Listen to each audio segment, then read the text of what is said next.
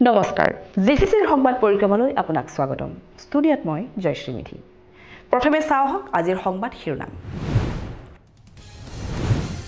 উখল মাখল ঐতিহাসিক নীলাচলৰ বুকু মহা অম্বুবাচী উপলক্ষে দৰ্শনাৰ্থীৰে ভৰিছে নীলাচল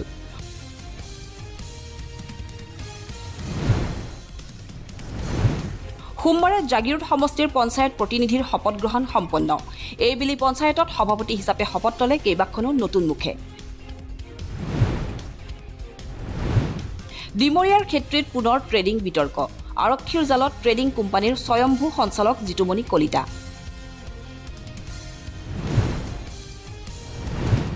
পাৰ্থেনিয়াম নামৰ অপতৃণে জনস্বাস্থ্যলৈ আনিছে ভাবুকি কৃষি বিভাগৰ উদ্যোগত ক্ষেত্ৰত পাৰ্থেনিয়াম নিৰ্মূলকৰণ অভিযান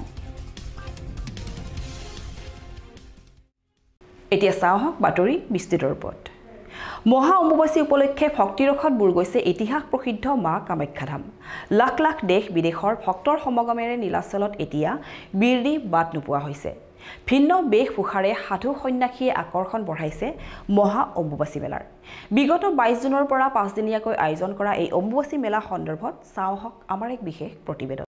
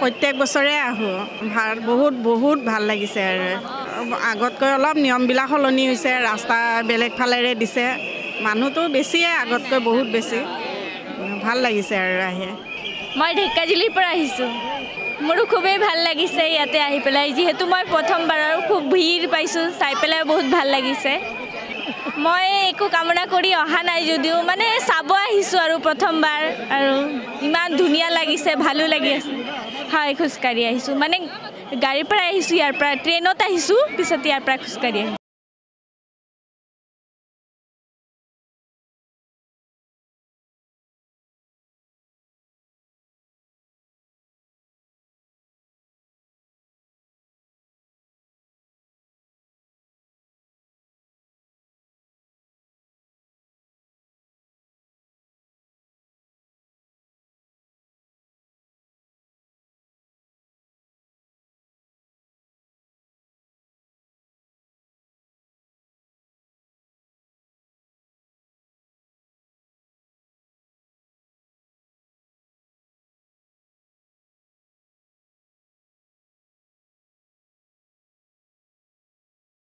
নলবাৰী হয় প্ৰথমবাৰ ভালেই লাগিছে মাছৰ গৰমটো অলপ বেছি খালি মাৰ ওচৰত সকলোৰে ভালে থাকক মোৰ ঘৰৰ ভাল হওক সেইখিনিয়ে বিচাৰোঁ আৰু মই টিহুৰ পৰা আহিছোঁ খুব ভাল লাগিছে এইবাৰ ফাৰ্ষ্ট টাইম আহিছোঁ মানে আহিম বুলি ভাবি থাকোঁ কিন্তু অহা নহয় এইবাৰ ফাৰ্ষ্ট টাইম আহিছোঁ বহুত ভাল লাগিছে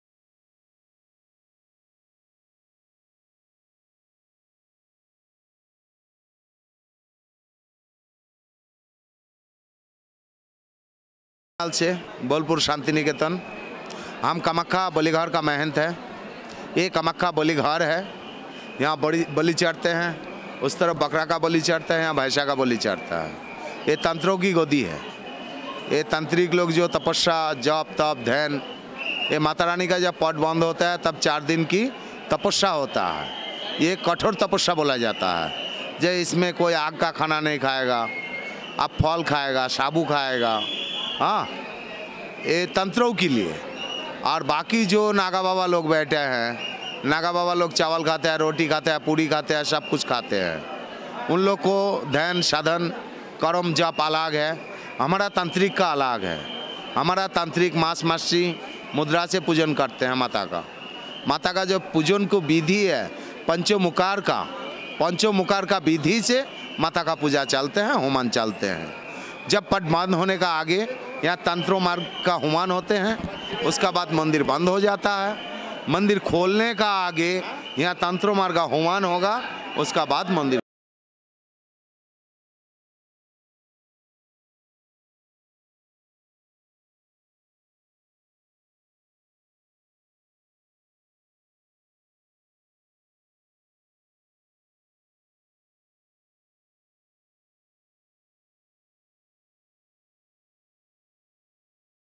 के माध्यम से अम्बुबाची महापर्व का समस्त देशवासियों को शुभकामनाएं और साधुवाद देना चाहूँगा।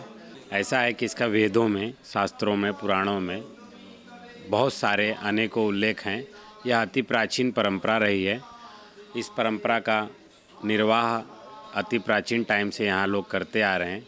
यह तपोस्थली है। यहाँ पर आकर के देश दुनिया के कोने कोने से साधु संत, ऋषि मुनि, हंस, परमहंस, अनेकों संप्रदाय से जुड़े हुए लोग आके यहाँ साधना करते हैं, तपस्या करते हैं और माँ उन्हें अनेकों प्रकार की रिद्धि सिद्धि वर प्राप्त करती है।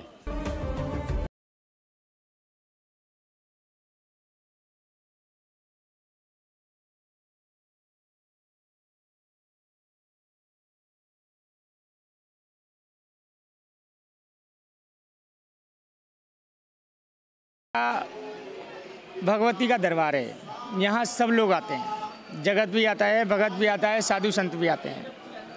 यहाँ ये हमारी मुख्य पीठ है। यहाँ सब लोग अपनी अपनी आस्था लेके आते हैं और आस्था लेने के कारण और यहाँ सब लोग भजन करता है। ये हमारी शक्ति पीठ है। जो यहाँ भजन करता है वो साधु हो या भगत हो, वो सिद्ध होता है।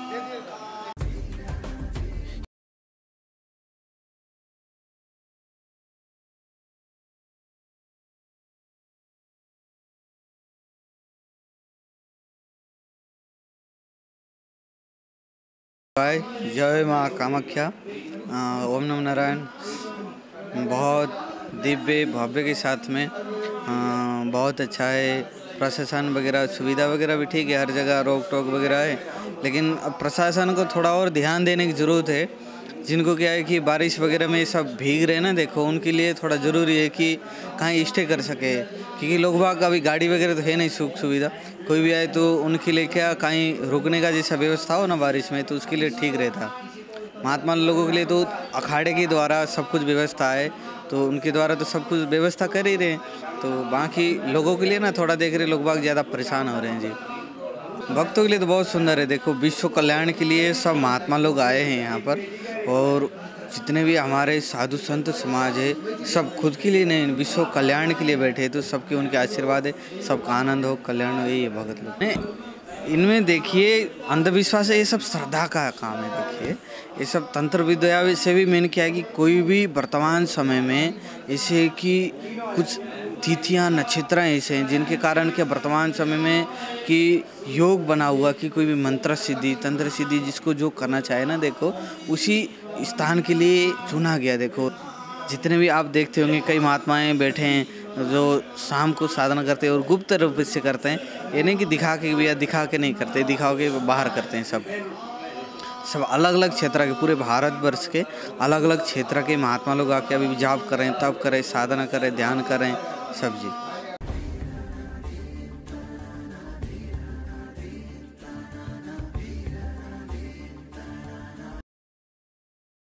সোমবাৰে জাগিৰোড সমষ্টিৰ 28খন গাঁও পঞ্চায়তৰ নৱনিৰ্বাচিত সদস্যসকলৰ শপত গ্ৰহণ কাৰ্যসূচী সম্পন্ন হয়।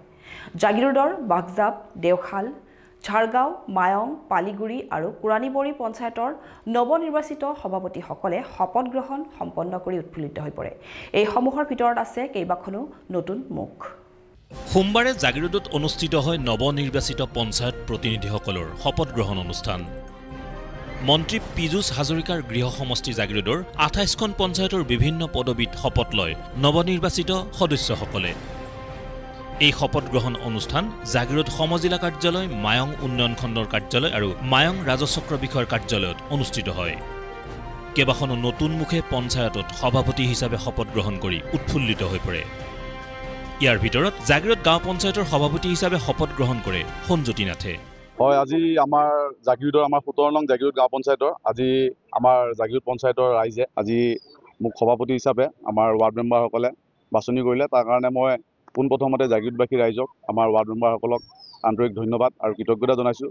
লগতে মই মোৰ শ্ৰদ্ধা আৰু আন্তৰিকতা জনাইছোঁ আমাৰ জাগিৰোড সমষ্টি বিধায়ক লগতে অসম চৰকাৰৰ মন্ত্ৰী শ্ৰীযুত পীযুষ হাজৰিকা ডাঙৰীয়া।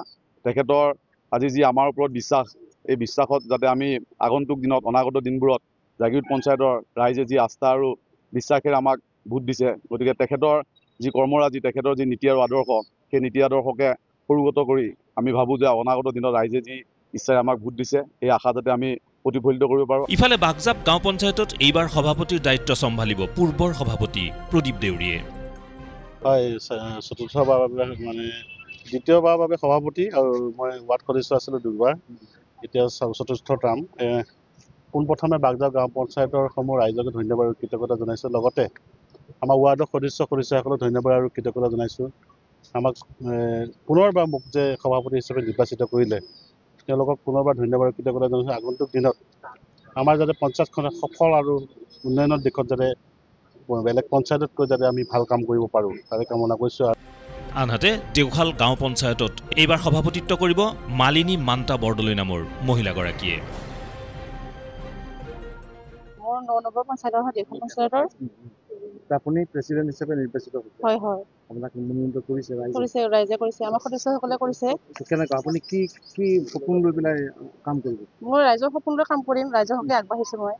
ঝাৰগাঁও পঞ্চায়তৰ সভাপতি হিচাপে শপত গ্ৰহণ কৰে বন্দনা মজুমদাৰ ডেকাই। মই 8 নং ঝাৰগাঁও গাঁও পঞ্চায়তৰ সভানেত্ৰী হিচাপে নিযুক্ত হৈছোঁ। ভাল লাগিছে, প্ৰথম ৰাজনীতিক খোজ পেলাইছোঁ।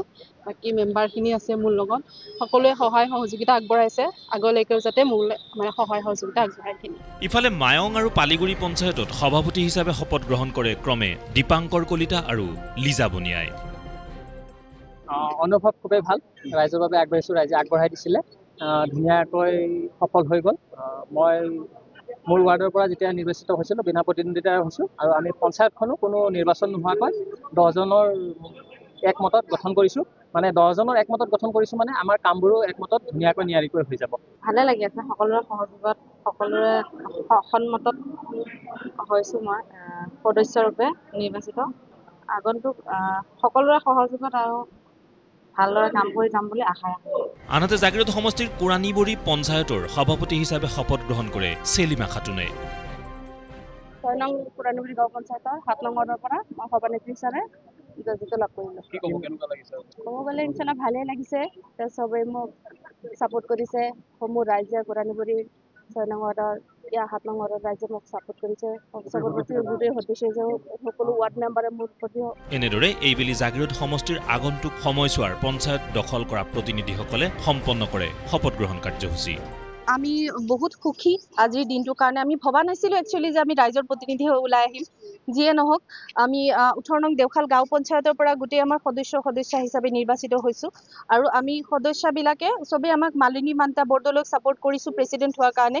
তেখেতে প্ৰেচিডেণ্ট হৈছে আৰু অহা 5 বছৰত যাতে তেওঁ একদম দুৰ্নীতিমুক্ত পঞ্চায়ত আমি গঠন কৰিব পাৰোঁ, তেওঁৰ লগত থাকি আমি কামখিনি কৰিম।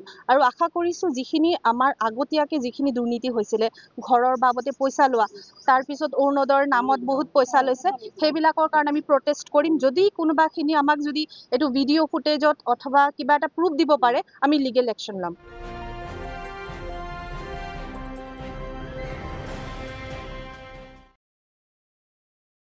ৰাজ্যৰ চদিশে বিষাক্ত অপতৃণৰ পৰিভৰ। পাৰ্থেনিয়াম অপতৃণবিধৰ ভয়ংকৰভাৱে বংশবৃদ্ধি হোৱাত ভাবুকি আহিছে জনস্বাস্থ্যৰ প্ৰতি। সেয়েহে অসম চৰকাৰৰ কৃষি বিভাগৰ উদ্যোগত সোমবাৰৰ পৰা ৰাজ্যৰ 3খন জিলাত আৰম্ভ হৈছে পাৰ্থেনিয়াম নিৰ্মূলকৰণ অভিযান। জনস্বাস্থ্যৰ প্ৰতি পৰম ভাবুকি কঢ়িওৱা কি এই পাৰ্থেনিয়াম, চাহক আমাৰ এক বিশেষ প্ৰতিবেদনত। ৰাজ্যৰ চৌদিশে শিপাইছে বিষ। কি ৰাষ্ট্ৰীয় ঘাইপথৰ ডিভাইডাৰ, কি কৃষিপথাৰ, সৰ্বত্ৰে বিষাক্ত অপতৃণ।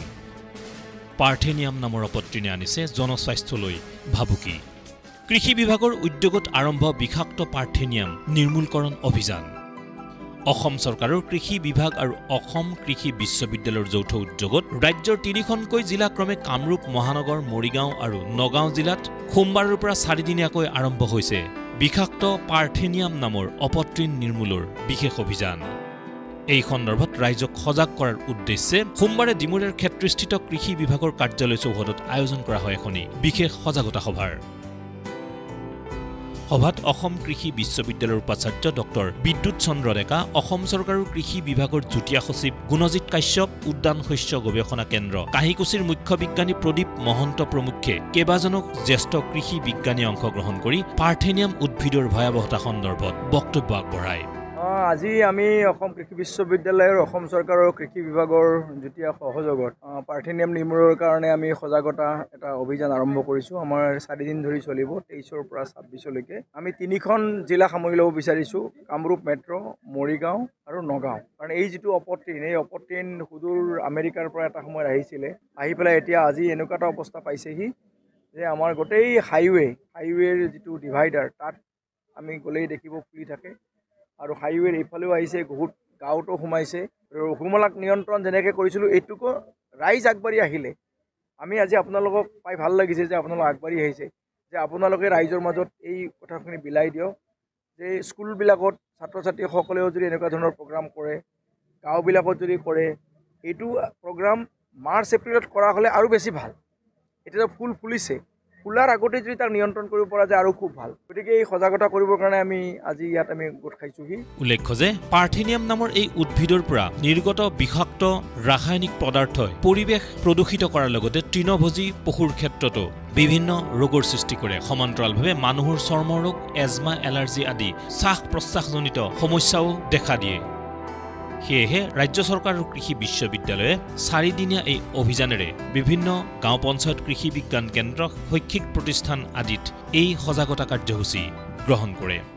এতিয়া আমাৰ লক্ষ্য হ'ল যে আমি যদি অভিভাৱক আৰু সৰু ল'ৰা ছোৱালীবিলাকক আৰু বিদ্যালয়ৰ যদি শিক্ষকসমূহক যদি অলপ ইয়াৰ ভয়াৱহতা সম্পৰ্কে অৱগত কৰিব পাৰোঁ, আৰু বিশেষকৈ কৃষক ৰাইজ তেওঁলোকক যদি ইয়াৰ ভয়াৱহতা সম্পৰ্কে অৱগত কৰিব পাৰোঁ, আৰু লগতে NGO বা এনেকুৱা ধৰণৰ যিবিলাক স্বেচ্ছাসেৱী অনুষ্ঠান আছে আটাইকে যদি অৱগত কৰিব, তেতিয়াহ'লে সেইটো প্ৰতিটো সমাজৰ স্তৰত যদি এটা যদি প্ৰত্যাহ্বান হিচাপে ল'ব পৰা যায়, চৰকাৰীভাৱেও যদি উদ্যোগ ল'ব পৰা যায়, তেতিয়াহ'লে হয়তো এই পাৰ্থেনিয়ামৰ আৰু অধিক বিস্তাৰ নহ'ব। আৰু অধিক বিস্তাৰ নহ'লে আমাৰ ভৱিষ্যত প্ৰজন্মক, যুৱকুলক আমি ভালদৰে ৰক্ষা কৰিব পাৰিম।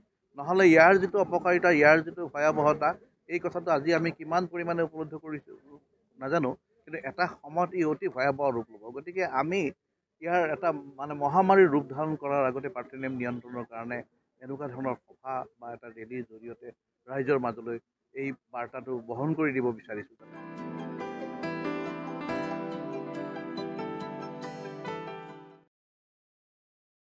ৰাজ্যত মাৰ্জোৱা নাই ট্ৰেডিং বিতৰ্ক। এইবাৰ স্থান ডিমৰীয়াৰ ক্ষেত্ৰী। উন্নতি ট্ৰেডিং ছ'চাইটি নামৰ এটি ট্ৰেডিং কোম্পানীৰ যোগেৰে সাধাৰণ লোকৰ লাখ লাখ জমাধন আত্মসাত কৰি ৰঙাঘৰৰ আলহী হ'ল জিতুমণি কলিতা নামৰ এজন। শতাধিক গ্ৰাহকৰ অভিযোগৰ ভিত্তিত ক্ষেত্ৰী আৰক্ষীয়ে নিজাববীয়াকৈ তদন্ত চলাই মঙলবাৰে গ্ৰেপ্তাৰ কৰে জিতুমণি কলিতা নামৰ প্ৰবঞ্চকটোক। ডিমৰীয়াৰ ক্ষেত্ৰীত পুনৰ ট্ৰেডিং বিতৰ্ক। আৰক্ষীৰ জালত ট্ৰেডিং কোম্পানীৰ স্বয়ম্ভূ সঞ্চালক জিতুমণি কলিতা। ডিমৰীয়াৰ ক্ষেত্ৰীত উন্নতি ট্ৰেডিং ছ'চাইটি নামৰ এটি কোম্পানী খুলি সাধাৰণ ৰাইজৰ পৰা লুণ্ঠন কৰিছিল কেইবা কোটি টকা। জমাধন সময়মতে উভতাই নোপোৱাত দেওবাৰে শ শ গ্ৰাহকে ক্ষেত্ৰী থানা চৌহদত সৃষ্টি কৰিছিল উত্তপ্ত পৰিস্থিতিৰ। আগতে আহিছিলোঁ, আমি ছ'চাইটি এটাত হৈছিলোঁ ক্ষেত্ৰী কলেজ গেটত। সিহঁতে পইচাবিলাক চাগে আগৰ পৰা খেলি মেলি কৰিছে, আমি ইমান গম নাপাওঁ। কোনোবা মেজৰিটি হৈ গৈছে 4 মাহ, কোনোবাৰ 5 মাহ, সিহঁতে আজি দিন কালি দিন সেনেকৈ ঠগাই আছে। তাৰপিছত আমি থানাত আহিলোঁ, থানাত সিহঁতৰ অফিচত গ'লোঁ। অফিচত থানাৰ পৰা মানুহ গৈ লৈ আহিল। থানাত এখন লিখা হৈছিল যে আমি 2 মাহৰ ভিতৰত আমি পইচাখিনি 2 মাহৰ আগত লিখি হৈ গৈছিল। তো আমি আজি 22 তাৰিখে ডেট দিছিল। আমি আজি আহিলোঁ, আহি জিতু কলিতাহঁতে কোনো নাই ঘৰত, সিহঁতৰ ঘৰত গ'লোঁ, কৈছে কি নাই ঘৰত নাই। তো সিহঁতেতো গম পাইছিল থানা থানাৰ পৰা 22 তাৰিখে মানুহখিনি আহিব তো সিহঁতে ৰিছপন্স নাই যে সিহঁতৰ যে 22 তাৰিখে আমি থানাত আহিব লাগে আমি শুনো সিহঁতেতো 2 মাহৰ টাইম লৈছিল এতিয়ালৈকে টাইম দিয়াই নাই এতিয়া মানে হেৰিয়ে কোৱা নাই সিহঁতে গুৰুত্বই নিদিয়ে পৰৱৰ্তী পৰ্যায়ত ক্ষেত্ৰী আৰক্ষীয়ে এক নিজাববীয়া গোচৰ ৰুজু কৰি আটক কৰে জিতুমণি কলিতা নামৰ প্ৰবঞ্চকটোক ডিমৰীয়া আৰু ইয়াৰ দাঁতি কাষৰীয়া অঞ্চলৰ খাটি খোৱা জনতাৰ পৰা সঞ্চয়ৰ নামত সংগ্ৰহ কৰি আত্মসাত কৰিছিল বৃহৎ পৰিমাণৰ ধনৰাশি অন্য কিছু এজেণ্ট নিয়োগ কৰি জিতুমণি কলিতা আৰু তেওঁৰ ভাতৃয়ে চলাই গৈছিল এই লুণ্ঠন ৰাজ ইতিমধ্যে আটকাধীন জিতুমণি কলিতাক ক্ষেত্ৰী আৰক্ষীয়ে জেল হাজতলৈ প্ৰেৰণ কৰি আৰম্ভ কৰিছে তদন্ত কিন্তু গোটেই কালেক্টৰবিলাক মাতিলে হিচাপ ওলাব অকলে মোক প্ৰেচিডেণ্টক মাতিলে নহ'ব ন টোটেল 14জন মানুহ আছে গোটেইকেইজনক মাতিলেহে ওলাব কিমান টকা আছে টোটেল কাৰণ প্ৰেচিডেণ্টতো এজন কালেক্টৰে আছিল তেখেতৰ কালেকশ্যনে কৰে বাকী চব ছেক্ৰেটাৰীও কালেকশ্যন কৰে উপসভাপতিও কালেকশ্যন কৰে সদস্যবিলাকেও কালেকশ্যন কৰে চব কালেক্টৰে হয় চবে অফিচৰে মানুহ হয় তো গোটেইকেইজন আনিলেহে হ'ব হিচাপ টোটেল কিমান আছে মোৰ নিজৰটো মই ক'ব পাৰিম মোৰ মোটামুটি 4.5-5 মান আছে মোৰ নিজৰ কলেজ ফিল্ডত মই যিখিনি কৰোঁ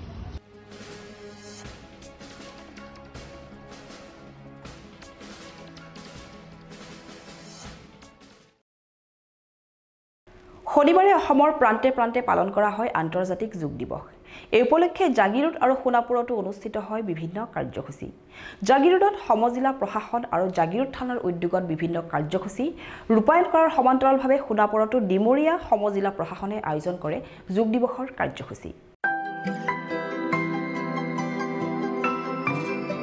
শনিবাৰে একাদশ সংখ্যক আন্তঃৰাষ্ট্ৰীয় যোগ দিৱস উপলক্ষে জাগিৰোডৰ বিভিন্ন প্ৰান্তত পালন কৰা হয় যোগ দিৱসৰ কাৰ্যসূচী জাগিৰোড সমজিলা প্ৰশাসনৰ উদ্যোগত ৰাষ্ট্ৰীয় আয়ুষ মিছনৰ সহযোগত জাগিৰোড মহাবিদ্যালয়ত আয়োজন কৰা আন্তঃৰাষ্ট্ৰীয় যোগ দিৱসত বিশেষভাৱে সহযোগিতা আগবঢ়ায় জাগিৰোড মহাবিদ্যালয়ৰ যোগ প্ৰশিক্ষণ বিভাগ NCC NSS আদিয়ে যোগ অনুষ্ঠানত অংশগ্ৰহণ কৰে জাগিৰোড সমজিলা প্ৰশাসনৰ বিষয়ববীয়া জাগিৰোড মহাবিদ্যালয়ৰ অধ্যাপক অধ্যাপিকা শিক্ষাৰ্থী আৰু বিভিন্ন প্ৰান্তৰ পৰা অহা লোকসকলে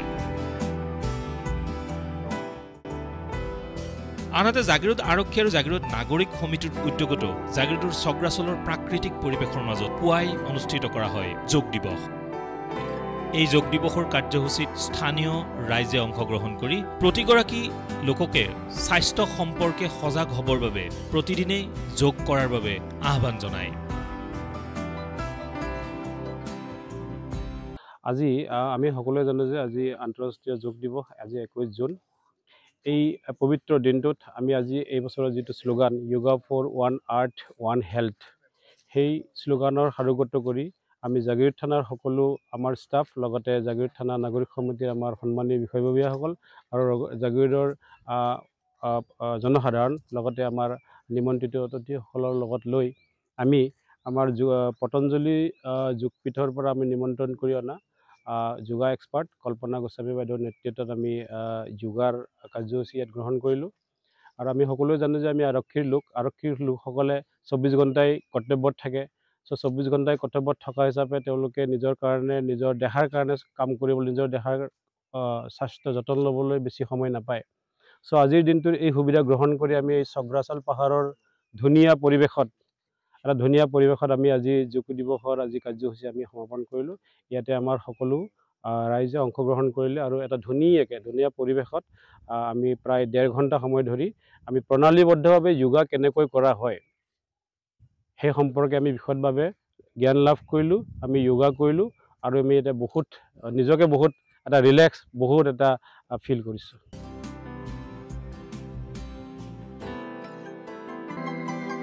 এক বিশ্ব এক স্বাস্থ্যৰ বাবে যোগ শীৰ্ষক বাণীৰে শনিবাৰে পালন কৰা হয় আন্তঃৰাষ্ট্ৰীয় যোগ দিৱস ডিমৰীয়া সমজিলা প্ৰশাসনৰ উদ্যোগত সোণাপুৰৰ টেপেচিয়াস্থিত লক্ষ্মীমাই ৰাষ্ট্ৰীয় শাৰীৰিক শৈক্ষিক প্ৰতিষ্ঠানত পালন কৰা হয় আন্তঃৰাষ্ট্ৰীয় যোগ দিৱসৰ কাৰ্যসূচী এই যোগ দিৱসত অসম ৰাজ্যিক বিজেপিৰ উপসভাপতি মনোজ বৰুৱা ডিমৰীয়া সমজিলা আয়ুক্ত বিশ্বজিৎ শইকীয়া অসম পণ্যাগাৰ নিগমৰ উপাধ্যক্ষ ডক্টৰ তপন দাস সোণাপুৰস্থিত বায়ু সেনা বাহিনী আৰু SSBৰ কেইবাগৰাকীও বিষয়া প্ৰমুখ্য অঞ্চলটোৰ কেইবা শতাধিক পুৰুষ মহিলাই অংশগ্ৰহণ কৰে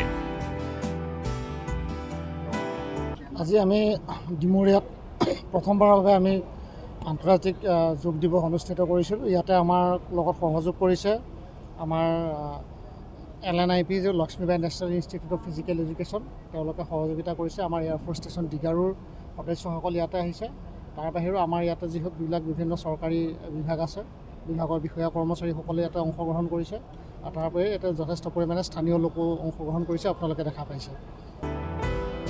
LNIPৰ সহকাৰী অধ্যাপক ডক্টৰ শ্ৰীকান্তৰ তত্বাৱধানত অনুষ্ঠিত এই যোগ দিৱসত অংশগ্ৰহণকাৰীসকলৰ মাজত ব্যাপক উৎসাহ পৰিলক্ষিত হয়। আজি বিশ্ব য়োগা দিৱস উপলক্ষে এই ডিমৰীয়া টেপেচিয়াত য়োগাৰ যি কাৰ্যসূচী কৰা হৈছে তাত আমি অংশগ্ৰহণ কৰিছোঁ। সমগ্ৰ ডিমৰীয়াবাসীয়ে অংশগ্ৰহণ কৰিছে। ভাৰতৰ যি সংস্কৃতি, সেই সংস্কৃতিৰ ওপৰত এই য়োগাটো লুপ্তপ্ৰায় হৈ আছিল, কিন্তু নৰেন্দ্ৰ মোদী ডাঙৰীয়াৰ যি তৎপৰতাত এই য়োগাক বিশ্ব দৰবাৰলৈ লৈ যাবলৈ সক্ষম হ'ল এই 21 তাৰিখটোক লৈ। আৰু সেই উপলক্ষে আজি আমাৰ এই অসমতো বিভিন্ন স্থানত এই য়োগা দিৱস পালন কৰা হৈছে। চাওক, বিগত সময়ছোৱাত দেশৰ যশস্বী প্ৰধানমন্ত্ৰী নৰেন্দ্ৰ মোদী ডাঙৰীয়াৰ নেতৃত্বত ভাৰতবৰ্ষৰ যি গৌৰৱোজ্জ্বল ঐতিহ্য, এই ঐতিহ্যৰ লগত জড়িত এই যোগাসনৰ সামগ্ৰিক প্ৰক্ৰিয়াক বিশ্বজনীন কৰাৰ কাৰণে যি প্ৰচেষ্টা হাতত লোৱা হৈছিলে, সি ইতিমধ্যে আন্তঃৰাষ্ট্ৰীয় পৰ্যায়ত সমাদৰ লাভ কৰিছে আৰু আজি সমগ্ৰ বিশ্বই আজি এই আন্তঃৰাষ্ট্ৰীয় যোগ দিৱস পালন কৰিছে। গতিকে আমি আজিৰ এই আপাহতে আহ্বান জনাব বিচাৰোঁ সকলো অংশৰ ৰাইজলৈ যে আমি নিজৰ শৰীৰ আৰু মন এই দুয়োটাৰে সমৃদ্ধিৰ কাৰণে আমি যোগাসনৰ অভ্যাস কৰিব লাগে। আৰু আমি নতুনকৈ চিন্তা কৰিবলগীয়া এটা বিষয় নহয়। ভাৰতবৰ্ষৰ 1000 বছৰীয়া যি কৃষ্টি ঐতিহ্য পৰম্পৰা, সেই 1000 বছৰীয়া কৃষ্টি ঐতিহ্য পৰম্পৰাই এই পথ নিৰ্দেশনা আমাক দিছে, আমি মাথো অনুসৰণ কৰিলেই হ'ল।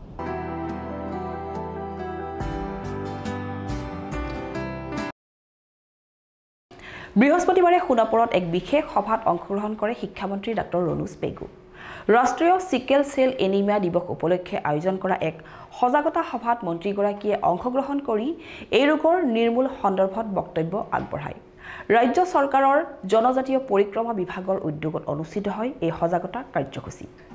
বৃহস্পতিবাৰে সোণাপুৰত শিক্ষা আৰু জনজাতি পৰিক্ৰমা দপ্তৰৰ মন্ত্ৰী ৰণোজ পেগু অংশগ্ৰহণ কৰিলে ৰাষ্ট্ৰীয় চিকেল চেল এনিমিয়া দিৱস উপলক্ষে অনুষ্ঠিত কাৰ্যসূচীত। সোণাপুৰৰ ট্ৰাইচেম হলত জনজাতীয় পৰিক্ৰমা বিভাগ আৰু ৰাষ্ট্ৰীয় স্বাস্থ্য মিছন কামৰূপ মহানগৰ জিলাৰ উদ্যোগত অনুষ্ঠিত কৰা হয় এই সজাগতা সভা। এই সভাত মন্ত্ৰী ৰণোজ পেগুৱে ভাষণ প্ৰসংগত চিকেল চেল এনিমিয়াৰ এটা অংশ আৰু এই ক্ষেত্ৰত সৰ্বস্তৰৰ লোকৰ মাজতে স্ক্ৰিনিঙৰ ব্যৱস্থা কৰা হ'ব লাগে বুলি মন্তব্য কৰে। চিকেল চেল এনিমিয়া এটা হেৰিডিটেৰী ডিজিজ, বংশগত বেমাৰ, যিটো ভাৰতবৰ্ষৰ জনজাতি, মধ্য ভাৰতবৰ্ষৰ বিশেষকৈ জনজাতি যিসকল আদিবাসী লোক বুলি আমি কওঁ, চাওতাল, ওৰাও, মুণ্ডা, চাওৰা, খাৰিয়া, তেওঁলোকৰ মাজত এই বেমাৰটোৰ প্ৰিভেলেঞ্চটো বেছি। কিন্তু ইয়াক যদি খুব সোনকালে চিনাক্ত কৰিব পৰা যায় তেনেহ'লে ইয়াৰ চিকিৎসাৰ ব্যৱস্থা আছে।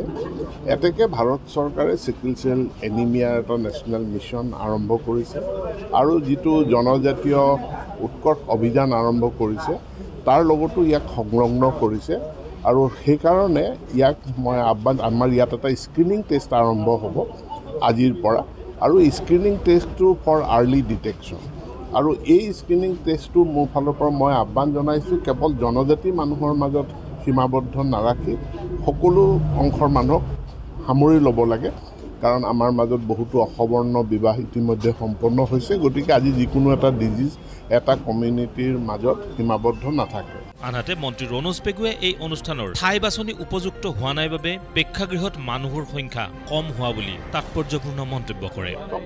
মোৰ এই জেগাৰ চিলেকশ্যনটো ভুল হৈছে। এই স্ক্ৰিনিং টেষ্টটো এনেকুৱা ঠাইত কৰিব লাগে য'ত বেমাৰৰ এই ধৰণৰ আক্ৰান্ত মানুহ আছে। গতিকে সোণাপুৰখনটো এতিয়া টাউন, মই ভাবোঁ যে চাহ বাগিচা অঞ্চল আৰু জনজাতি অঞ্চল দুয়োটা সম্প্ৰদায়ৰ মানুহ য'ত বেছি আছে, যেনে আমাৰ ওদালগুৰি জিলা, তাতে কাৰ্যসূচীটো ল'ব লাগে আৰু সেইবিলাক জেগাত অলপ ইণ্টেনচিভ স্ক্ৰিনিং কৰিব লাগিব।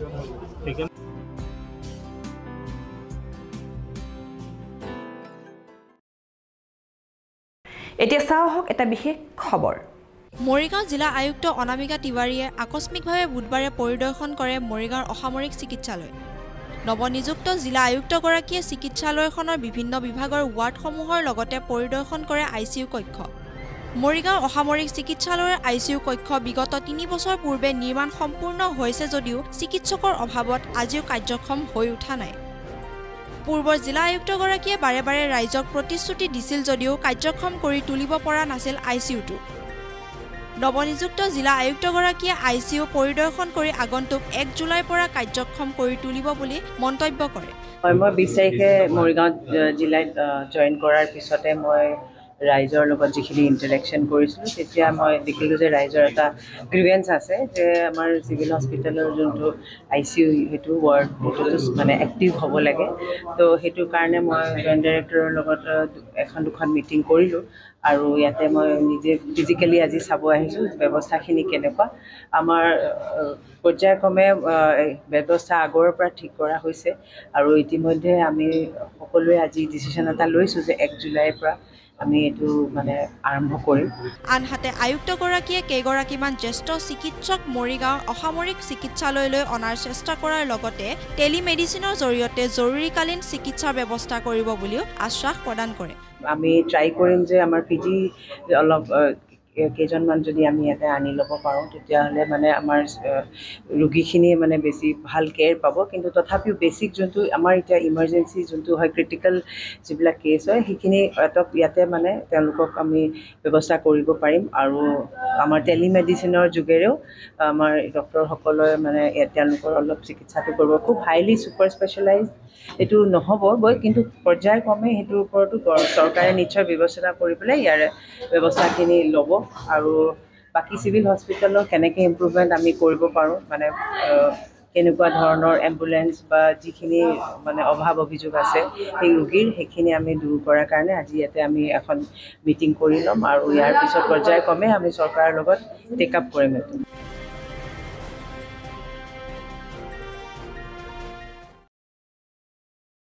এতিয়া চাওক সংক্ষিপ্ত ৰূপত কেইটামান বাতৰি।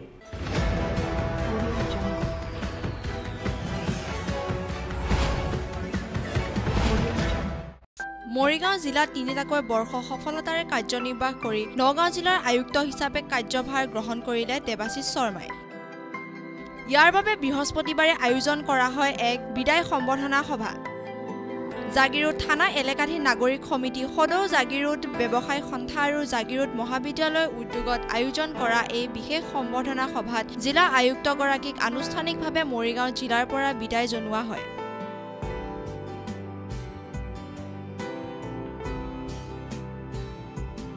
সভাত জাগিৰোডৰ কেইবাগৰাকীও বিশিষ্ট ব্যক্তি উপস্থিত থাকি জিলা আয়ুক্তগৰাকীয়ে তেওঁৰ কাৰ্যকালত ৰাইজলৈ আগবঢ়োৱা নিস্বাৰ্থ সেৱাৰ শলাগ লয়। বিদায়ক্ষণত জিলা আয়ুক্ত দেৱাশিষ শৰ্মাই পুনৰ মানুহে মানুহৰ বাবে শীৰ্ষক সুধাকণ্ঠৰ যুগজয়ী গীত পৰিৱেশন কৰি জাগিৰোডবাসীক ধন্যবাদ আৰু কৃতজ্ঞতা জ্ঞাপন কৰে।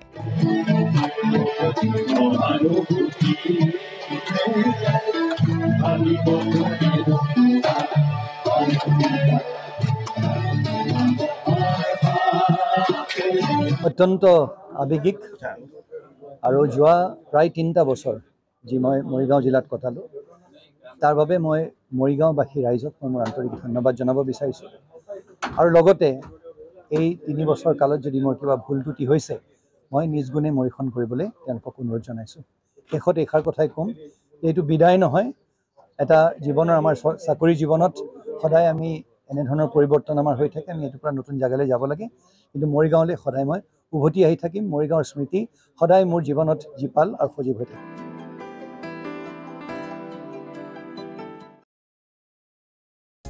ডিমৰীয়া মহাবিদ্যালয়ত শুক্ৰবাৰে ৰাভা দিৱস উদযাপন কৰা হয়।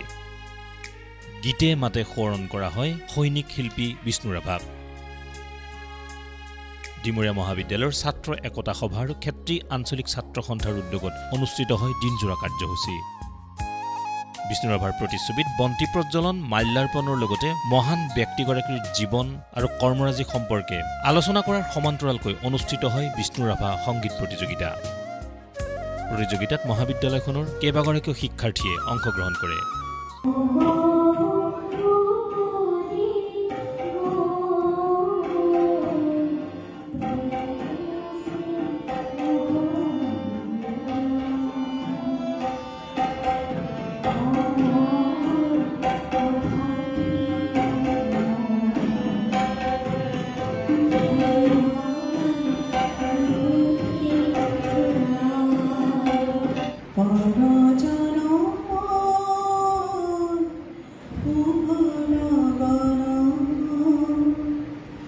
কাৰ্যসূচীত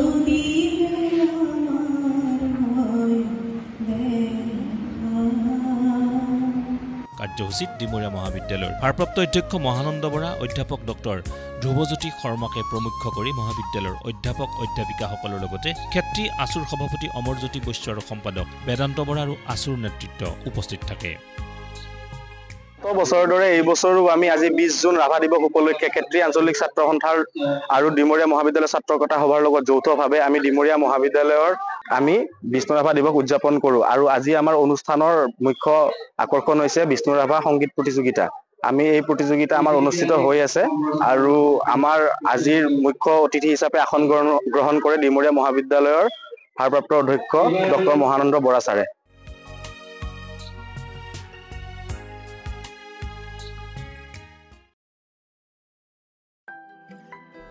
জাগিৰোড শাখা সাহিত্য সভাৰ উদ্যোগত 7দিনীয়া বিশেষ কৰ্মশালাৰ আয়োজন। জাগিৰোডৰ সুৰদেউল সংগীত মহাবিদ্যালয়ত অহা 3 জুলাইৰ পৰা অনুষ্ঠিত হ'ব এই বিনামূলীয়া কৰ্মশালা। অসমীয়া ভাষা লিখা পঢ়া আৰু শুদ্ধভাৱে কেনেকৈ উচ্চাৰণ কৰিব লাগে সেই বিষয়ত অভিজ্ঞ সমল ব্যক্তিৰ দ্বাৰা দিয়া হ'ব এই প্ৰশিক্ষণ। কৰ্মশালাত 6ষ্ঠ শ্ৰেণীৰ পৰা 8ম শ্ৰেণীৰ ছাত্ৰ ছাত্ৰীসকলে অংশগ্ৰহণ কৰিব পাৰিব বুলি জানিবলৈ দিয়ে উদ্যোক্তাসকলে। জাগিৰোড শাখা সাহিত্য সভাই প্ৰথমবাৰৰ কাৰণে এটি কৰ্মশালাৰ আয়োজন কৰিব খুজিছে। অহা 3 জুলাইৰ পৰা এই 7দিনীয়াকৈ কৰ্মশালা ভাগ অনুষ্ঠিত হ'ব। বিষয়টো হ'ল বৰ্তমান সময়ত যিটো আমি ছাত্ৰ ছাত্ৰী বা অভিভাৱকসকলৰ পৰা সততে আমি পাই থকা কথাখিনি হ'ল কি অসমীয়া শব্দ এটা সঠিককৈ উচ্চাৰণ কৰিব নোৱাৰে বা চিনি নাপায় বা পঢ়িব নোৱাৰে। আমি এই গোটেই কথাকেইটাক লৈ লিখা পঢ়া আৰু শুদ্ধ উচ্চাৰণ কৰাৰ এই কথাখিনিক লৈ আমি কৰ্মশালা ভাগ অনুষ্ঠিত কৰিম। এইটো দৈনিক 2 ঘণ্টাকৈ হ'ব, 10 বজাৰ পৰা 12 বজাৰ ভিতৰত 2টা শ্ৰেণী হিচাপে 2টা ক্লাছ হ'ব। আৰু ইয়াৰ স্থান হ'ল আমাৰ সুৰদেউল সংগীত মহাবিদ্যালয়। আৰু আমি যিহেতু প্ৰথমবাৰৰ কাৰণে এই প্ৰচেষ্টাটো হাতত ল'ব খুজিছোঁ, গতিকে আমি বহুত বেছি বিশালভাৱে কৰিবও খোজা নাই। 30জনমান ল'ৰা ছোৱালী আমি লৈ কামভাগ কৰিব খুজিছোঁ। গতিকে যিসকল অভিভাৱিকাই নিজৰ সন্তানক আমাৰ এই কৰ্মশালাত নাম ভৰ্তি কৰাব খোজে তেখেতসকলে সোনকালে যোগাযোগ কৰিলে আমাৰ দুই পক্ষৰ কাৰণে বস্তুটো ভাল হ'ব। ডিমৰীয়া মহাবিদ্যালয়ত শুক্ৰবাৰে বিশেষ গ্ৰন্থ উন্মোচনী আৰু বক্তৃতা অনুষ্ঠান অনুষ্ঠিত হয়। ডিমৰীয়া মহাবিদ্যালয়ৰ মহিলা কোষ আৰু আভ্যন্তৰীণ মান নিশ্চিতকৰণ কোষৰ সহযোগত অনুষ্ঠিত হয় এই অনুষ্ঠানৰ। উন্মোচন কৰা হয় মহিলা উপযোগী গ্ৰন্থ অস্তিত্ব। সভাৰ আৰম্ভণিৰ পূৰ্বে বিষ্ণু ৰাভা দিৱস উপলক্ষে কলাগুৰুৰ প্ৰতিচ্ছবিত বন্তি প্ৰজ্বলন কৰা হয়। গ্ৰন্থখনি উন্মোচন কৰে সাহিত্য একাডেমী বঁটাপ্ৰাপক ঔপন্যাসিক গল্পকাৰ ডক্টৰ অৰূপা পতংগীয়া কলিতাই। সকলৰ লগত সংগতি ৰাখি আজি আমাৰ মহিলা কোষৰ ফালৰ পৰা এখন অস্তিত্ব নামৰ গ্ৰন্থ উন্মোচন কৰিছোঁ আৰু এই উন্মোচন কৰিছে ডক্টৰ অৰূপা পতংগীয়া কলিতা বাইদেউ। আৰু এই সম্পাদকৰ হাত ধৰিছে বিশেষকে ডক্টৰ নিশিকণ্ঠ তালুকদাৰ, মীনাক্ষী বৰুৱা আৰু ডক্টৰ লখিমী নাথী। মহিলা কোষৰ সভানেত্ৰী ডক্টৰ হিমাৰাণী কলিতাৰ পৌৰোহিত্যত সভাখনত উপস্থিত থাকে মহাবিদ্যালয়ৰ অধ্যক্ষ ডক্টৰ মহানন্দ বৰা, অধ্যাপক অমল চন্দ্ৰ ৰয় প্ৰমুখ্যে মহাবিদ্যালয়খনৰ অন্যান্য অধ্যাপক অধ্যাপিকাসকলৰ লগতে ছাত্ৰ ছাত্ৰীসকল। ডিমৰীয়া মহাবিদ্যালয় আমাৰ উমেন চেলৰ সহযোগত এখন কিতাপ গ্ৰন্থ উন্মোচনী হয়। যোনখনত আমাৰ মহাবিদ্যালয়ৰ প্ৰফেচাৰসকলে লিখিছে, মানে বিশেষকৈ আমাৰ মহিলা প্ৰফেচাৰসকলে লিখি উলিয়াইছে এখন সুন্দৰ কিতাপ, যাক নাম দিয়া হৈছে অস্তিত্ব, এ মাল্টিডিচিপ্লিনাৰী বুক অফ উমেন ষ্টাডিজ। এইটো খুব সুন্দৰ পদক্ষেপ মহাবিদ্যালয়খনে লৈছে উমেন কোষৰ দ্বাৰা। আৰু আজি শুভ দিনত বিষ্ণু ৰাভাৰ আজি জন্ম জয়ন্তীৰ দিনা তেখেতসকলে এই পদক্ষেপটো লোৱাৰ বাবে আৰু বেছি ভাল হৈছে। আৰু মই আশা কৰিম যে আগলৈও এনেধৰণৰ কিতাপ যাতে ওলায়। বিশেষকৈ নাৰীৰ বিভিন্ন দিশৰ ওপৰত গৱেষণামূলক লেখাৰে সমৃদ্ধ অস্তিত্ব এ মাল্টিডিচিপ্লিনাৰী বুক অন ওমেন ষ্টাডিজ শীৰ্ষক 222 পৃষ্ঠাৰ গ্ৰন্থখনৰ মুখ্য সম্পাদক ডক্টৰ নিশিকণ্ঠ তালুকদাৰ আৰু সম্পাদক ডক্টৰ লক্ষ্মীনাথ আৰু মীনাক্ষী বৰুৱা।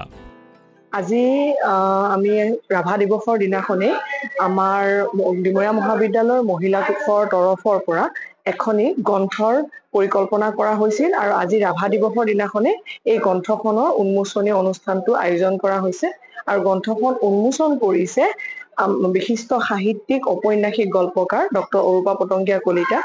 গ্ৰন্থখন অস্তিত্ব শীৰ্ষক এই গ্ৰন্থখন নাৰী বিষয়ক আৰু এই নাৰী বিষয়ক গ্ৰন্থখনে গ্ৰন্থখনত 24টা গৱেষণাধৰ্মী প্ৰবন্ধ সন্নিৱিষ্ট হৈ আছে আৰু বিভিন্ন মহাবিদ্যালয় বিশ্ববিদ্যালয়ৰ লেখক অধ্যাপক অধ্যাপিকা আৰু গৱেষকে ইয়াতে প্ৰবন্ধ দিছে আৰু লগতে এখন ISBN যুক্ত গ্ৰন্থৰ মাধ্যমেৰে আমি ইয়াতে এটা একাডেমিক কামৰ জৰিয়তে ওমেন চেলটোক আগুৱাই লৈ যাবলৈ বিচাৰিছো।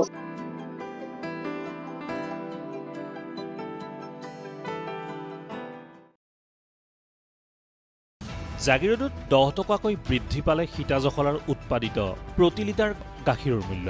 6 মাহ পূৰ্বে গাখীৰৰ মূল্য 10 টকাকৈ হ্ৰাস কৰা হৈছিল যদিও বাৰিষাৰ সময়ছোৱাত গাখীৰৰ উৎপাদন ব্যয় বৃদ্ধি পোৱাৰ লগতে তুলনামূলকভাৱে গাখীৰৰ উৎপাদন হ্ৰাস পোৱাত পুনৰ প্ৰতি লিটাৰত 10 টকাকৈ বৃদ্ধি কৰি 60 টকা কৰা হৈছে গাখীৰৰ মূল্য। এই মূল্য আগন্তুক 3 মাহৰ বাবে বাহাল থাকিব বুলিও জানিবলৈ দিলে কৰ্তৃপক্ষই। অৰ্থাৎ পূৰ্বৰ 50 টকাৰ পৰিৱৰ্তে এতিয়াৰে পৰা জাগিৰোড আৰু ইয়াৰ কাষৰীয়া অঞ্চলৰ গ্ৰাহকে সীতাজখলাৰ গাখীৰ ক্ৰয় কৰিব লাগিব 60 টকাত। গ্ৰাহকসকলক এই ক্ষেত্ৰত সহযোগিতা আগবঢ়াৰ বাবে আহ্বান জনাইছে সীতাজখলা কৰ্তৃপক্ষই। সীতাজখলা দুগ্ধ উৎপাদক সমবায় সমিতিৰ যোৱা 17 জুন 2025 তাৰিখে অনুষ্ঠিত গোপালকসকলৰ এক সমূহীয়া সভাই বৰ্তমানৰ দুগ্ধ উৎপাদনৰ যিটো উৎপাদন ব্যয় সেই উৎপাদন ব্যয়লৈ চাই আৰু অতি এইখিনি সময়ত জুন মাহৰ পৰা অক্টোবৰ মাহলৈ প্ৰায় গাখীৰ যথেষ্ট কমে। এইটো ছিজনেল হয়, এইটো বছৰি হয়। গতিকে আমি ইতিমধ্যে যিহেতু যোৱা আমি জানুৱাৰী 26 তাৰিখৰ পৰা গাখীৰৰ দাম বজাৰত কমাই 50 টকা কৰিছিলোঁ। তেতিয়া গাখীৰ অলপ বেছিকৈ থাকে কাৰণে আমি গ্ৰাহকৰ কাৰণে এটা সুবিধা কৰিছিলোঁ। পুনৰাই আমি সেই সিদ্ধান্তক 17 তাৰিখৰ সভাখনে আমি 60 টকা প্ৰতি লিটাৰ জাগিৰোডৰ গাখীৰ স্থানীয় বজাৰ ক্ষেত্ৰীৰ পৰা নেৰিলৈকে স্থানীয় বজাৰত প্ৰতি লিটাৰ 60 টকা আমি অহা 3 মাহৰ কাৰণে বলবৎ কৰিম বুলি সিদ্ধান্ত লৈছোঁ।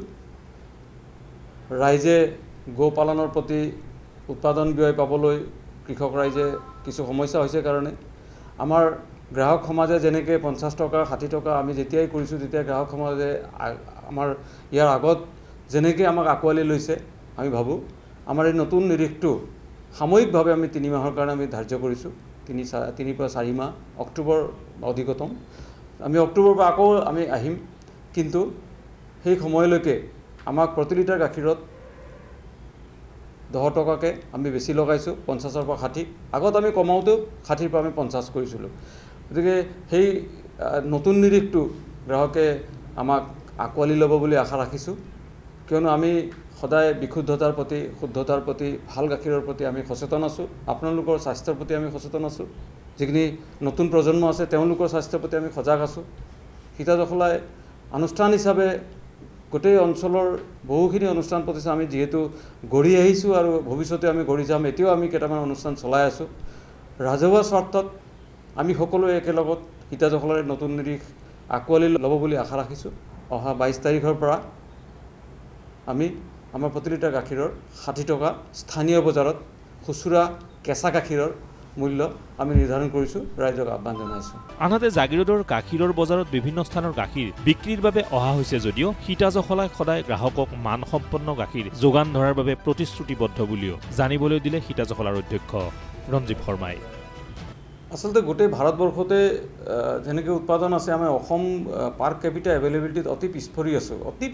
আমি প্ৰায় 300-400 ml পাৰ ডেইলি আমি এজন মানুহৰ বিপৰীতে গাখীৰ যিটো পাব লাগে সেইটো আমাৰ কম আছে। গতিকে এইখিনি সময়ত আৰু বেছি কমে, এই যিখিনি জুনৰ পৰা জুন, জুলাই, আগষ্ট, ছেপ্টেম্বৰ, অক্টোবৰ। গতিকে আমি বজাৰত বিভিন্ন ধৰণৰ গাখীৰ বিভিন্ন নতুন নতুন বেপাৰী অহাটো স্বাভাৱিক সব বজাৰতে হৈছে সেইকাৰণে আমি দেখিছোঁ জাগিৰোড বজাৰত অনেক নতুন বেপাৰী তাত আহিছে নতুনকৈ নতুন চেহেৰা আহিছে কিন্তু হিতাজসকলৰ চেহেৰাৰ লগত নতুন চেহেৰা ইমান জলদি ৰাইজে আকোৱালি নলয় বুলি ভাবিছোঁ কিয়নো কোন কেনেকৈ আহিছে কোনে কাৰ পৰা গাখীৰ লৈছে তেওঁলোকৰ স্ৰোত কি তেওঁলোকে ক'ৰ পৰা গাখীৰ বনাইছে ক'ৰ পৰা গাখীৰ পাইছে সেইবিলাক কথাও আমি জানিব লাগিব গ্ৰাহকে সেইখিনি নিশ্চয়কৈ বুজিব কিন্তু আমি সদায় হিতাজসকলাই গ্ৰাহকৰ প্ৰতি সজাগ আছোঁ আমি আমাৰ মাজৰ পৰা বহুকেইজন গোপালক বিগত দিনবিলাকত আমি প্ৰায় 30-40 জন গোপালক বিগত 4-5 বছৰ আমি উলিয়াইছোঁ আমি বহিষ্কাৰ কৰিছোঁ কাৰণ আমাৰ তাত কেতিয়াবা গোপালকেও বেয়া গাখীৰ আনে গতিকে আমি সেইটো সদায় সজাগ আছোঁ কিয় আপোনালোকৰ কাৰণে আমাৰ হেৰিৰ কাৰণে গ্ৰাহক সমাজৰ কাৰণে গতিকে আমি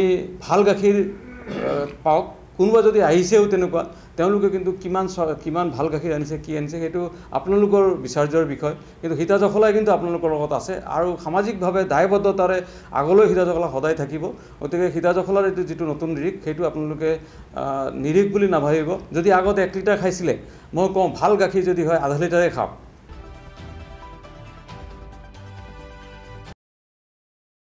মৰিগাঁও জিলা প্ৰশাসনৰ উদ্যোগত আৰু মৰিগাঁও সমন্বিত জনজাতি উন্নয়ন প্ৰকল্প কাৰ্যালয়ৰ সহযোগত বুধবাৰে জাগিৰোডৰ গোভাত কেন্দ্ৰীয় জনজাতি পৰিক্ৰমা মন্ত্ৰালয়ৰ ধৰতী আৱাস জনজাতীয় গ্ৰাম উৎকৰ্ষ অভিযানৰ এক সজাগতা শিবিৰ অনুষ্ঠিত হয় প্ৰধানকৈ জনজাতীয় লোকসকলৰ মাজত চৰকাৰী কল্যাণমূলক আঁচনিসমূহৰ বিষয়ে সজাগতা সৃষ্টি কৰাৰ উদ্দেশ্যে আয়োজিত এই অনুষ্ঠানত মৰিগাঁও জিলাৰ নৱনিযুক্ত আয়ুক্ত অনামিকা তিৱাৰীয়ে মুখ্য অতিথি হিচাপে উপস্থিত থাকে সভাৰ অন্তত আয়ুক্তগৰাকীয়ে একাংশ হিতাধিকাৰীক পাৱাৰ টিলাৰ উন্নত জাতৰ ধানৰ বীজ আদিও বিতৰণ কৰে অনুষ্ঠানত অতিৰিক্ত জিলা আয়ুক্ত সুলক্ষণা বৰপাত্ৰ গোহাঁই জাগিৰোড সমজিলাৰ আৰক্ষী অধীক্ষক বিজিত দাধৰা জিলা কৃষি বিষয়া অশোক কুমাৰ শৰ্মা জিলা মীন বিষয়া ভাস্কৰজ্যোতি নাথকে ধৰি বিভিন্ন বিভাগৰ বিষয়াসকল উপস্থিত থাকে আজি এইটো ধৰতী আৱাস জনজাতীয় উৎকৰ্ষ গ্ৰাম অভিযানৰ অন্তৰ্গত আমাৰ ইয়াতে যিখিনি আজি কাৰ্যসূচী লোৱা হৈছে যেনেকৈ ডিষ্ট্ৰিবিউশ্যন অফ পাৱাৰ টিলাৰ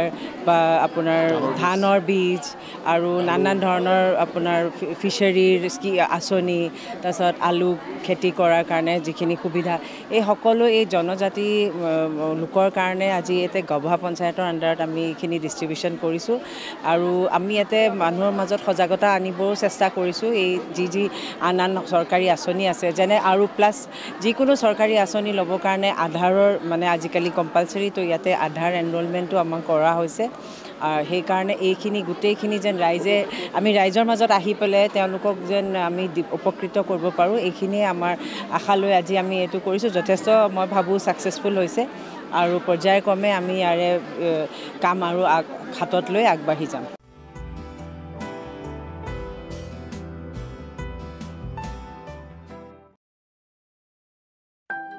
অম্বুবাচীত ভক্তসকলৰ সেৱা কাৰ্যত এক সক্ৰিয় ৰূপত কংগ্ৰেছ দল অসম প্ৰদেশ কংগ্ৰেছ কমিটিৰ সাহায্য আৰু পুনৰ সংস্থাপন বিভাগৰ নেতৃত্বত বিগত 22 জুনৰ পৰা 25 জুনলৈ ভক্তসকলৰ বিভিন্ন পানীয় ফলৰ জুচ কেক বিস্কুট আৰু বিশুদ্ধ খোৱা পানী অবিৰতভাৱে যোগান ধৰে কংগ্ৰেছ দলৰ নেতাকৰ্মীসকলে এই কাৰ্যসূচীত মঙলবাৰে অসম প্ৰদেশ কংগ্ৰেছৰ সভাপতি গৌৰৱ গগৈয়ে কিছু সময়ৰ বাবে উপস্থিত থাকি ভক্তসকলৰ সৈতে মত বিনিময় কৰে মা কামাখ্যাৰ ভক্তসকলক নিস্বাৰ্থভাৱে সেৱা প্ৰদানৰ অৰ্থে গ্ৰহণ কৰা প্ৰদেশ কংগ্ৰেছৰ সাহায্য আৰু পুনৰ সংস্থাপন বিভাগৰ আহ্বায়ক সূৰ্য দাসে এই কাৰ্যসূচীত বিশেষ ভূমিকা গ্ৰহণ কৰি তদাৰক কৰাৰ বাবে জাগিৰোডৰ কংগ্ৰেছ কৰ্মীসকল উৎসাহিত হৈ পৰে